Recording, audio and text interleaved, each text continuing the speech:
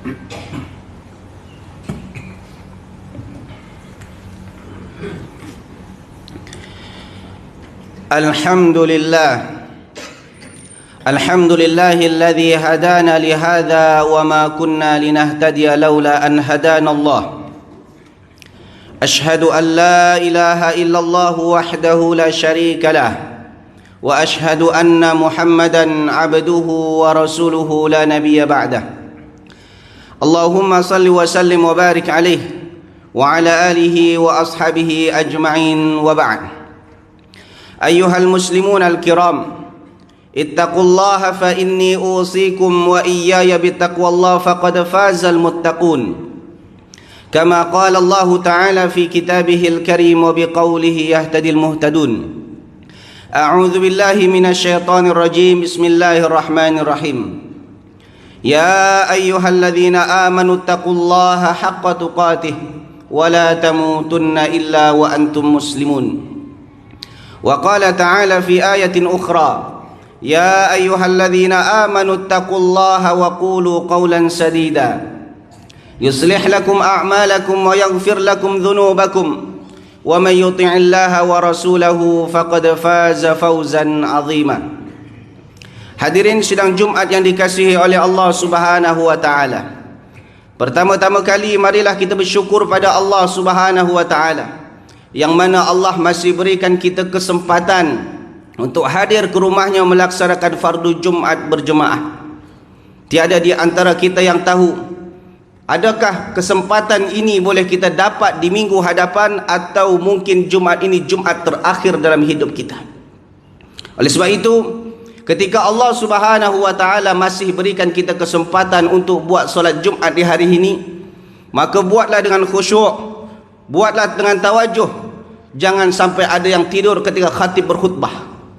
Jangan ada yang berbicara dan jangan ada yang menghayal ketika khatib berkhutbah. Tawajuhlah, khusyuklah, dan kita mohon kepada Allah Subhanahu wa taala. Mudah-mudahan Jumat kali ini dan Jumat sebelumnya dan semua ibadah kita diterima oleh Allah Subhanahu wa taala. Dan seterusnya, marilah kita sama-sama meningkatkan iman dan takwa kita kepada Allah Subhanahu wa taala. Takwa dalam artian mentaati segala apa yang diperintahkan oleh Allah dan Rasulnya, dan meninggalkan apa sahaja yang dilarang oleh Allah dan Rasulnya tanpa mencari alasan atau mencipta-cipta alasan. Kerana hari ini segelintir umat Islam ada yang bersyahadat asyhadu an la ilaha illallah wa asyhadu anna Muhammadar Rasulullah, tapi ketika datang perintah Allah Subhanahu wa taala dan Rasulnya, maka mereka akan pilih. Mereka akan pilih-pilih. Jika sesuai dengan hawa nafsu, maka mereka taati, mereka kerjakan. Tetapi kalau tidak sesuai, tidak selari lagi dengan hawa nafsunya, mereka ketepikan perintah Allah dan Rasulnya. Namun orang beriman, orang bertakwa tidak seperti itu. Apabila datang perintah Allah dan Rasulnya, innama kana qaulal mu'minina idza du'u ila Allah wa rasulihi liyahkuma bainahum ay yaqulu sami'na wa ata'na. Sesungguhnya perkataan orang mukmin, orang yang bertakwa, orang takut pada Allah, kalau datang perintah Allah dan Rasulnya dan mereka disuruh untuk berhukum dengan hukum Allah dan Rasulnya, mereka akan katakan sami'na wa ata'na. Dan orang yang bertakwa kepada Allah Subhanahu wa ta'ala adalah orang yang paling dimuliakan oleh Allah dan Rasulnya, walaupun di hadapan manusia mereka dipandang sebelah mata. Allah Subhanahu wa ta'ala berfirman dalam surah Al-Hujurat, inna akramakum indallahi atqakum. Sesungguhnya orang yang paling mulia di sisi Allah Subhanahu wa taala di antara kalian bukan orang yang paling banyak hartanya, bukan orang yang paling tinggi jabatannya, bukan orang yang paling handsome fizikalnya, tetapi orang yang paling mulia di sisi Allah adalah orang yang paling besar rasa takutnya pada Allah Subhanahu wa taala. Bukan berpura-pura takut di depan manusia. Kerana hari ini segelintir umat Islam takut kepada Allah Subhanahu wa taala ketika di tengah orang ramai. Di depan orang ramai dia nampak saleh, dia nampak baik, tetapi ketika dalam keadaan bersendirian, ketika dalam keadaan sunyi, dia berani melawan hukum Allah, dia berani bermaksiat pada Allah Subhanahu wa taala. Sementara Nabi sallallahu alaihi wasallam sabdakan, ittaqillaha haitsuma kunta, takutlah kamu kepada Allah dimanapun kamu berada. Hadirin sidang Jumaat yang dikasihi oleh Allah Subhanahu wa taala, pada khutbah kali ini khatib akan membacakan satu hadis Nabi sallallahu alaihi wasallam yang sahih yang diriwayatkan oleh Imam Bukhari dan Muslim. Dan hadis ini juga terdapat dalam kitab Riyadhus Shalihin. Hadis ini daripada Aisyah radhiyallahu anha. Dia berkata, "Yaghzu jayshunil Ka'bah." Pada suatu hari nanti akan datang satu kumpulan, satu rombongan yang akan mendatangi Ka'bah. Tapi kedatangan mereka ke Ka'bah bukan untuk pergi haji, bukan untuk pergi umrah, tapi kedatangan mereka untuk tadmirul Ka'bah, untuk menghancurkan Ka'bah, seperti yang mana telah terjadi lebih kurang 1450 tahun yang lepas, di mana daripada Yaman satu pasukan yang besar dipimpin oleh Abraha yang datang dengan membawa kenderaan gajah yang besar. Mereka datang untuk menghancurkan Ka'bah. Maka Allah Subhanahu wa taala hantar kepada mereka tayran ababil, dan kumpulan batu-batu yang besar, kumpulan burung-burung yang membawa batu-batu, sehingga ditembakkan kepada mereka, mati mereka semuanya. Dan suatu hari nanti akan berlaku seperti ini juga.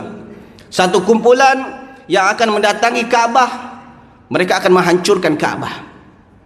Lalu Nabi SAW sabdakan, fa idza kanu bi baida yukhsafu bi awwalihim wa akhirihim. Ketika mereka berada di Baida, Baida adalah ardun wasi'ah, suatu kawasan, suatu tempat yang ramai penduduknya. Ada perumahan di sana, ada pasar-pasar di sana. Ketika kumpulan ini berada di Baida tersebut, yukhsafu bi awwalihim wa akhirihim, Allah Subhanahu wa taala tenggelamkan semuanya. Allah tenggelamkan dari awal sampai akhir. Maknanya satu kawasan itu termasuk pasar-pasarnya, perumahan, semua ditenggelamkan oleh Allah Subhanahu wa taala, seperti mana Allah pernah tenggelamkan Qarun dan hartanya. Di dalam surah Qasas Allah berfirman, fa khasafna bihi wa bidarihil ard, kami tenggelamkan Qarun dan hartanya dan rumahnya sekali ke dalam tanah. Dan ketika itu sama juga Allah tenggelamkan pasukan tersebut ke dalam tanah. Dan satu perumahan, pasar-pasar, semuanya Allah tenggelamkan. Maka Aisyah pun merasa pelik, rasa aneh. Lalu dia bertanya, kaifa yukhsafu bi awwalihim wa akhirihim wa fihim aswaquhum wa ma laysa minhum? Ya Rasulullah, bagaimana mungkin dibinasakan, ditenggelamkan dari awal sampai akhir, padahal di antara mereka adalah perumahan, ada pasar-pasar, wa ma laysa minhum, dan ada juga yang bukan golongan, bukan termasuk daripada pasukan yang ingin menghancurkan Ka'bah. Lalu apa kata Nabi SAW? Qal yukhsafu bi awwalihim wa akhirihim thumma yub'atsuna ala niyyatihim. Ya, mereka semuanya akan ditenggelamkan dari awal sampai akhir. Namun di hari kiamat yub'atsuna ala niyyatihim, mereka akan dibangkitkan bergantung kepada niat mereka masing-masing. Hadirin sidang Jumat yang dikasihi oleh Allah Subhanahu wa taala, daripada hadis yang singkat ini ada dua pengajaran yang bisa kita ambil dalam kehidupan kita sehari-hari. Yang pertama, hadis ini mengajarkan kita untuk sentiasa memperbetulkan niat kita dalam segala aktiviti kita. Dalam segala amalan, perbetulkan niat kita. Ingat, iblis ketika dikeluarkan oleh Allah Subhanahu wa taala daripada surga, maka dengan bangganya dia mengatakan di depan Allah, qala fabima aghwaytani la aq'udanna lahum siratakal mustaqim. Lihat dalam surah Al-A'raf. Ya Allah, sebagaimana engkau telah menetapkan aku makhluk yang sesat, aku pun juga akan sesatkan anak cucu Adam daripada jalanmu yang lurus. Thumma la'atiyannahum min baini aydihim wa min khalfihim wa an aymanihim wa an syama'ilihim. Kemudian aku akan datangi mereka dari depan, dari belakang, dari kanan, dari kiri. Maknanya iblis akan melakukan apa saja untuk menyesatkan anak cucu Adam. Pertama, iblis akan berusaha menarik anak cucu Adam melakukan kesyirikan. Sebab apa? Di dalam surah Al-Maidah Allah berfirman, innahu may yusyrik billah faqad harramallahu 'alaihil jannata wa ma'wahu an-nar. Sesungguhnya orang yang mati dalam keadaan syirik, tak sempat bertaubat kepada Allah, Allah haramkan surga untuknya dan tempatnya dalam neraka. Jika iblis tak berjaya menarik orang melakukan kesyirikan, maka iblis akan menarik orang tersebut melakukan kemaksiatan. Sebab Allah Subhanahu wa taala berfirman dalam surah An-Nisa, "Wa may ya'sillaha wa rasulahu wa yata'adda hududahu yudkhilhu naran khalidan fiha." Siapa yang bermaksiat pada Allah dan Rasulnya, menerjang hukum-hukum Allah dan Rasulnya, maka Allah sediakan untuknya neraka. Jemaah yang dikasihi oleh Allah Subhanahu wa taala. Jika seseorang tidak mampu ditarik oleh iblis melakukan maksiat, adakah iblis berhenti? Tak. Iblis akan biarkan seseorang itu beribadah. Biarkan orang itu beribadah. Semangat beribadah, sila ibadah. Maka iblis akan tarik orang tersebut untuk melakukan ibadah-ibadah yang bercanggah dengan sunnah Nabi SAW. Dan orang tersebut merasa bangga dengan apa yang mereka buat, padahal mereka berada dalam kesesatan. Mereka dalam keadaan kerugian. Itu yang disebutkan oleh Allah dalam surah Al-Kahfi. Qul hal nunabbi'ukum bil akhsarina a'mala alladzina dhalla sa'yuhum fil hayati dunya wa hum yahsabuna annahum yuhsinuna sun'a. Katakanlah Muhammad, hal nunabbi'ukum bil akhsarina a'mala, maukah aku kabarkan kepada kalian orang yang paling merugi amalannya? Siapakah mereka? Alladzina dhalla sa'yuhum fil hayati dunya, orang yang telah sesat urusannya di dunia, amalannya dah rosak, tetapi mereka yahsabuna annahum yuhsinuna sun'a, mereka merasa telah mengamalkan amalan yang sangat baik. Akhirnya, jika seseorang tidak mampu lagi ditarik oleh iblis ke jalan ke amalan-amalan yang bercanggah dengan sunnah Nabi SAW, adakah iblis berhenti? Jawabannya tidak. Walaupun seseorang itu mengamalkan sunnah, mempelajari sunnah, mempelajari Al-Quran dan sunnah, multazim dalam sunnah, adakah iblis berhenti? Tidak. Iblis juga akan menggoda orang tersebut. Bagaimana? Yaitu dengan cara merosakkan niat. Bukankah Nabi SAW bersabda, innamal a'malu binniyat wa innama likulli imri'in ma nawa, sesungguhnya amalan itu dengan niat dan orang akan memperolehi atas apa yang dia niatkan.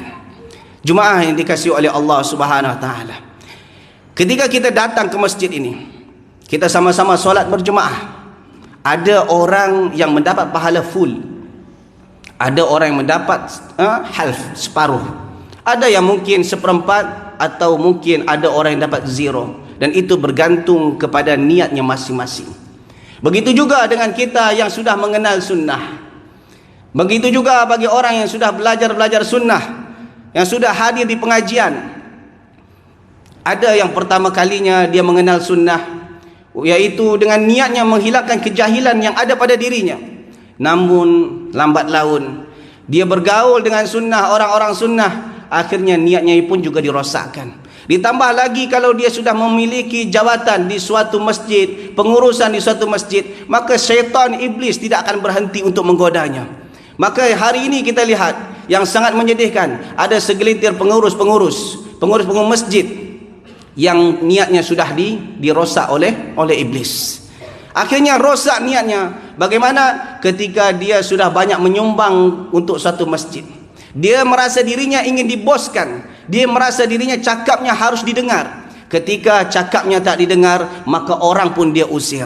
Semua dia usir. Dialah seakan-akan pemilik masjid tersebut. Ingat, walaupun masjid itu dibangun dengan uang kita sendiri, tetapi masjid itu adalah rumah Allah Subhanahu wa taala yang ada aturannya.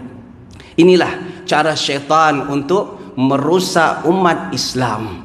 Oleh sebab itu, jemaah dikasihi oleh Allah, maka sentiasa kita untuk menjaga niat kita, dan mohonlah kepada Allah Subhanahu wa taala agar niat kita sentiasa baik, sentiasa ikhlas sampai ke akhir hayat. Dan pelajaran yang kedua daripada hadis ini mengajarkan kepada kita untuk menegakkan amar ma'ruf nahi munkar, mengajak orang kepada kebaikan dan menghalang manusia daripada kemungkaran. Ingat, ketika ada satu kemaksiatan berlaku di suatu kawasan, apabila semuanya senyap, apabila Allah menurunkan azab, Allah menurunkan bala, Allah bukan hanya menurunkan kepada orang maksiat itu saja, tapi Allah akan turunkan kepada semuanya. Itu yang disebutkan oleh Allah dalam surah Al-Anfal, wattaqu fitnatan la tusibanna alladhina zalamu minkum khassah. Takutlah kamu akan suatu azab yang bukan hanya menimpa orang zalim secara khusus, tapi Allah juga akan timpakan kepada orang-orang yang berada di sekelilingnya apabila dia silent, apabila dia diam, tidak berkutik, diam melihat kemungkaran. Sementara Nabi SAW katakan, man ra'a minkum munkaran falyughayyirhu biyadihi. Barang siapa yang melihat kemungkaran, maka hendaklah dia cegah dengan tangannya. Wa man lam yastati' fa bilisanihi. Kalau tak mampu, maka hendaklah dia cegah dengan lisannya, dengan nasihat. Wa man lam yastati' fa biqalbihi wa dzalika adhaful iman. Kalau tak mampu juga, hendaklah dalam hatinya dia benci dengan kemaksiatan tersebut, dan itulah selemah-lemahnya iman. Jemaah dikasihi oleh Allah Subhanahu wa taala, mudah-mudahan dua perkara ini boleh kita amalkan dalam kehidupan kita sehari-hari, dan mudah-mudahan Allah Subhanahu wa taala sentiasa menjaga iman kita hingga ke akhir hayat, dan mudah-mudahan Allah Subhanahu wa taala pertemukan kita di surga Firdaus di hari kiamat nanti. Barakallahu li wa lakum fil Qur'anil azim, wa nafa'ani wa iyyakum bima fihi minal ayati wa dzikril hakim. وتقبل مني ومنكم صالح الأعمال إنه هو السميع العليم. أقول قولي هذا وأستغفر الله لي ولكم ولسائر المسلمين والمسلمات فاستغفروه إنه هو الغفور الرحيم.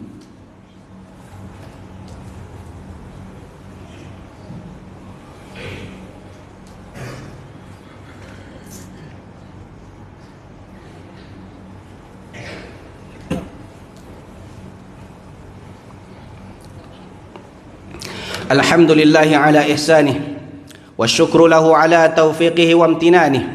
Ashhadu an la ilaha illallah wahdahu la syarika lah ta'zima li sya'nih, wa ashhadu anna Muhammadan abduhu wa rasuluhu ad-da'i ila ridwanih. Allahumma salli wa sallim wa barik alaihi wa ala alihi wa ashabihi wa akhwanih. Ya ayyuhalladzina amanu taqullaha haqqa tuqatih wa la tamutunna illa wa antum muslimun.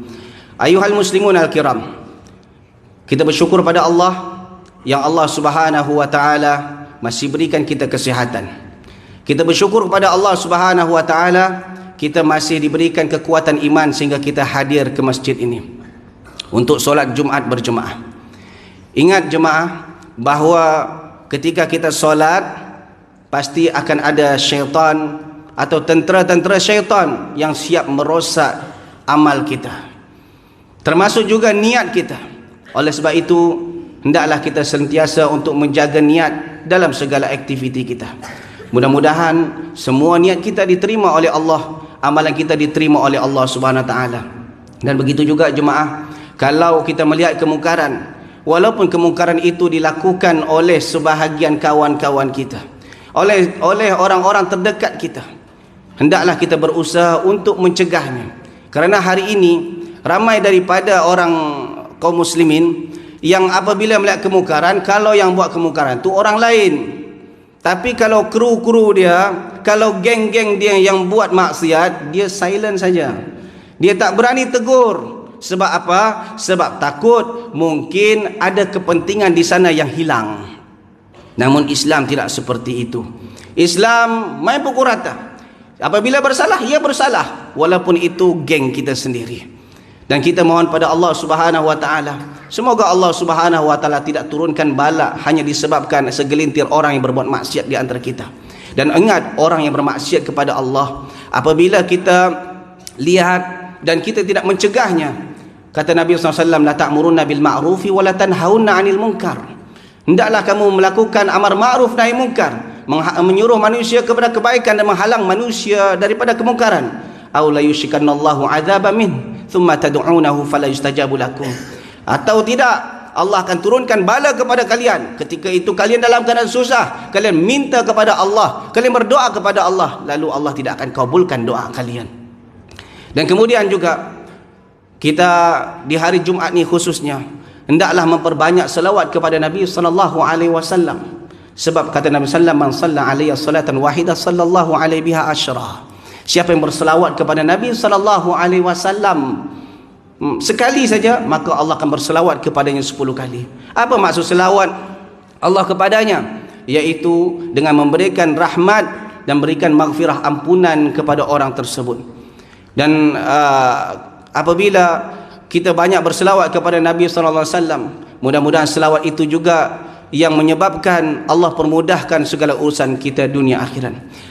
Qala Allah Ta'ala fi kitabihil karim, inna Allah wa malaikatahu yusalluna 'alan nabi ya ayyuhalladzina amanu sallu 'alaihi wa sallimu taslima. Allahumma salli 'ala Muhammad wa 'ala ali Muhammad kama sallaita 'ala Ibrahim wa 'ala ali Ibrahim وبارك على محمد وعلى آل محمد كما باركت على إبراهيم وعلى آل إبراهيم في العالمين إنك حميد مجيد. اللهم اغفر للمسلمين والمسلمات، اللهم اغفر للمسلمين والمسلمات والمؤمنين والمؤمنات الأحياء منهم والأموات إنك سميع قريب مجيب الدعوات ويا قاضي الحاجات. اللهم أعز الإسلام والمسلمين وأذل الشرك والمشركين ودمر أعداء الدين برحمتك يا أرحم الراحمين. اللهم لا تدع لنا في مقامنا هذا ذنبا إلا غفرته. Ya Allah, Ya Rahman Ya Karim, jangan kau biarkan kami yang hadir di masjid ini keluar daripada masjid kecuali dosa-dosa kami telah engkau ampunkan, Ya Allah. Ustur uyubana, tutuplah aib-aib kami dunia akhirat, Ya Allah. Wa yassir umurana, mudahkanlah segala urusan kami dunia akhirat, Ya Allah. Ishfi mardana wa mardal muslimin, jika di antara kami, ahli keluarga kami, jemaah kami ada yang sakit, sembuhkanlah mereka, Ya Allah. Sembuhkanlah mereka, Ya Allah. Sembuhkanlah mereka, Ya Allah. Jadikanlah penyakit tersebut sebagai asbab dosa-dosa mereka engkau ampunkan, Ya Allah. Ya Allah, Ya Rahman Ya Karim, satukanlah hati-hati kami, Ya Allah. Ya Allah, jangan kau turunkan bala di negeri kami ini, Ya Allah. Ya Allah, jagalah negeri ini, jagalah negara ini daripada kejahatan pemimpin-pemimpin yang rakus akan kekuasaan, Ya Allah. Selamatkanlah kami, Ya Allah. Rizkikanlah kepada kami, Ya Allah, pemimpin-pemimpin yang taat kepadamu, takut kepadamu dan sayang kepada rakyatnya, Ya Allah. La ilaha illa anta subhanak inna kunna minadh zalimin. Ya Allah, Ya Rahman Ya Karim, di hari yang berkat ini, Ya Allah, kami memohon kepadamu, jagalah kami, jagalah ahli keluarga kami, jagalah harta kami, jagalah anak cucu kami daripada kejahatan orang-orang berniat jahat kepada kami, Ya Allah. Daripada kejahatan orang-orang yang dengkikan kami, Ya Allah. Daripada wabak yang mematikan dan takdir yang buruk, Ya Allah. Rabbana la tuzigh qulubana ba'da idh hadaitana wa hab lana min ladunka rahmah innaka antal wahhab. Jangan kau pesongkan hati kami selepas kau kenalkan kami dengan iman dan Islam ini, Ya Allah. Rabbana atina fid dunya hasanah وفي الآخرة حسنة وقنا عذاب النار. عباد الله، إن الله يأمر بالعدل والإحسان وإيتاء ذي القربى وينهى عن الفحشاء والمنكر والبغي يعظكم لعلكم تذكرون ولذكر الله أكبر. أقيموا الصلاة.